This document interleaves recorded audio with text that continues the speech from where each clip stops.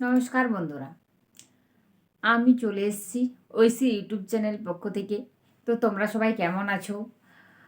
তো নিশ্চয় ভালো আছো। ঠান্ডায় সবার শরীর ঠিক আছে? তো তো যাই হোক, এই তোমাদের সামনে একটা কথা নিয়ে এসেছি বাধ্য হয়ে। তো যেটা হচ্ছে, আমার মতো ভুল কেউ করো না। কারণ আমি একটা আমার চ্যানেল ছিল, যে চ্যানেলটা আমি একটা অন্যের ভিডিও আমার ভিডিওতে আপলোড করেছিলাম। তো সেই চ্যানেলটাকে কপিরাইটে 3টা কপিরাইট স্ট্রাইক ফেলে একদম চ্যানেলটা শেষ করে দিয়েছি। তোমরা ভুল করো কেউ এই কাজটা করো না, কারো ভিডিও নিজের ভিডিওতে একদম ছাড়বে না। তারপর আমি আরও নতুন চ্যানেল খুলি। আমি কি করেছিলাম সেটা তোমাদের সাথে শেয়ার করব। তো যেটা হচ্ছে, খুব একটা দুঃখজনক ঘটনার সাথে আমি বলছি। যেটা হচ্ছে, আমি অন্যের একটা ভিডিও নিয়ে আমার ভালো লেগেছিল। আমি হাফ এডিট করে, 50% এডিট করে ছেড়েছিলাম। তাতেও আমার কপিরাইট স্ট্রাইক এসেছিল। তো তাতে আমার চ্যানেলটা স্ট্রাইকই বন্ধই করে দিল। আর কোনোদিনও সেই চ্যানেলটাকে ফিরেও পেলাম না, আর খুললই না কোনোদিনও সেই চ্যানেলটা। যাই হোক, আমি চ্যানেলটার নাম আর বলতে চাইছি না। তারপর সব কিছু শোক ভুলে ভেবেছিলাম আমি আর ইউটিউবেই করব না। সব শোক ভুলে গিয়ে আমার আরও মনে হলো, না, আমি হাল তো ছাড়বো না, আমাকে এগিয়ে যেতে হবে আমার লক্ষ্যে। তো আমি আরও নতুন চ্যানেল খুলি। সেই চ্যানেলটার বয়স হলো 1 বছর।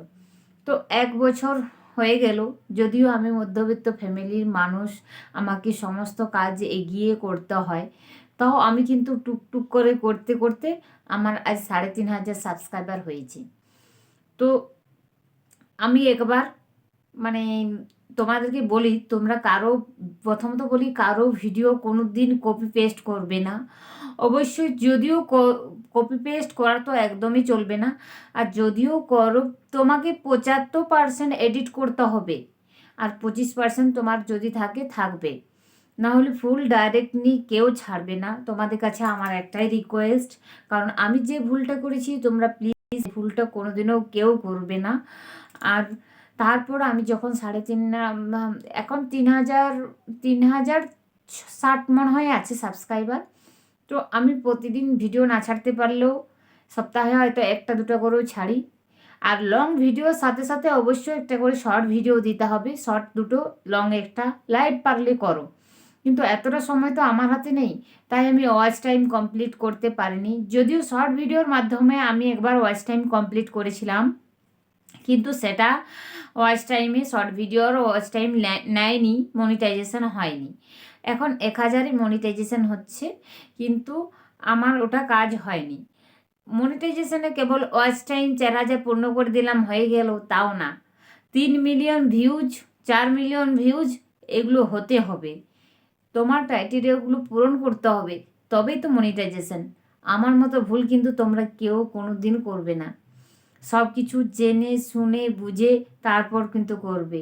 ইউটিউব একটা আমাদের ভালো, ভবিষ্যতে অনেক কিছু করতে পারে। আমাদের ভবিষ্যতের কথা ভেবে আমরা এই রাস্তায় পা দিয়েছি।